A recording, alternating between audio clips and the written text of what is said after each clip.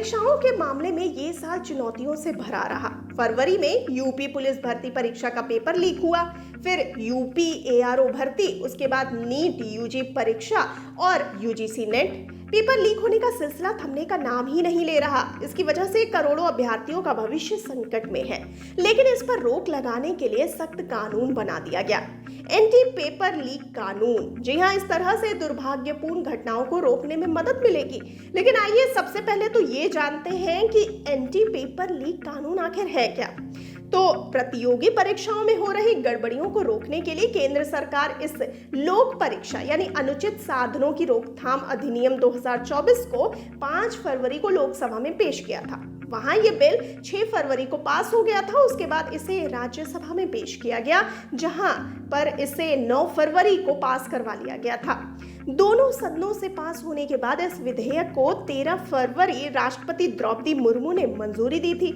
फरवरी में मंजूरी मिलने के बाद केंद्र सरकार ने इस एंटी पेपर लीक कानून को 21 जून की रात से देश भर में लागू कर दिया। तो आइए जानते हैं कि कौन कौन सी परीक्षाएं आती है इस कानून के दायरे में।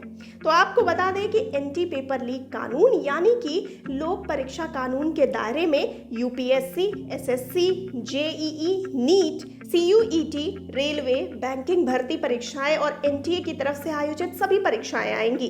अगर अब इन परीक्षाओं में कोई भी किसी भी तरह की गड़बड़ी करता पाया जाएगा, उसके खिलाफ एंटी पेपर लीक कानून के तहत कार्रवाई की जाएगी। तो आइए जानते हैं कि कितने सालों की सजा का प्रावधान किया गया है। तो आपको बता दें कि सार्वजनिक परीक्षाओं में ज्यादा पारदर्शिता लाने के लिए परीक्षा में गड़बड़ी करने वालों पर नकेल कसने के लिए लोक परीक्षा कानून 2024 काफी मदद करेगा। इस कानून के तहत पेपर लीक करने या अनुचित साधन का इस्तेमाल करने पर कम से कम 3 साल की सजा और 10 लाख रुपए का जुर्माना लगाने का प्रावधान है। इसके साथ ही परीक्षा संचालन के लिए नियुक्त सर्विस प्रोवाइडर के दोषी पाए जाने पर 1 करोड़ रुपए तक जुर्माना लगाया जा सकता है। आपको बता दें कि इस नए एंटी पेपर लीक कानून के कुछ दायरे भी हैं, जिसके अनुसार प्रतिस्पर्धी परीक्षाओं में शामिल होने वाले युवा विद्यार्थी इस कानून के दायरे में नहीं है। जब संसद में इस बिल को पेश किया गया था तो उस वक्त केंद्रीय मंत्री जितेंद्र सिंह ने कहा था कि इस कानून का उद्देश्य केवल धांधली करके युवाओं के भविष्य से खिलवाड़ करने वालों को रोकना है। परीक्षार्थियों को इस एंटी पेपर लीक कानून के दायरे से बाहर रखा जाएगा। तो आइए जानते हैं किन गलतियों को नहीं मिलेगी कोई माफी। जी हाँ, अगर आपने भूल कर भी ये काम किए तो आपको माफी नहीं मिलेगी। पहला, परीक्षा से पहले प्रश्न पत्र या आंसर की लीक करना। दूसरा, किसी भी परीक्षा की आंसर की या पेपर लीक करने में दूसरे लोगों के साथ शामिल होना।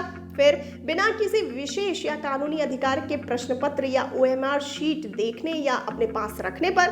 परीक्षा के दौरान किसी भी अनधिकृत व्यक्ति द्वारा एक या उससे ज्यादा सवालों के जवाब बताने पर। आगे, परीक्षा में किसी भी कैंडिडेट की डायरेक्ट या इनडायरेक्ट तरीके से जवाब लिखने में मदद करने पर। आंसर शीट या ओएमआर शीट में गड़बड़ी करने पर। बिना किसी अधिकार या बिना बोनाफाइड एरर के असेसमेंट में कोई हेरफेर करने की स्थिति में। किसी भी परीक्षा के लिए केंद्र सरकार द्वारा निर्धारित मानकों और नियमों की जानबूझकर अनदेखी करने पर। किसी भी ऐसे डॉक्यूमेंट से छेड़खानी करने पर जो कैंडिडेट की शॉर्टलिस्टिंग या उसकी मेरिट या रैंक निर्धारित करने के लिए जरूरी माना जाता है।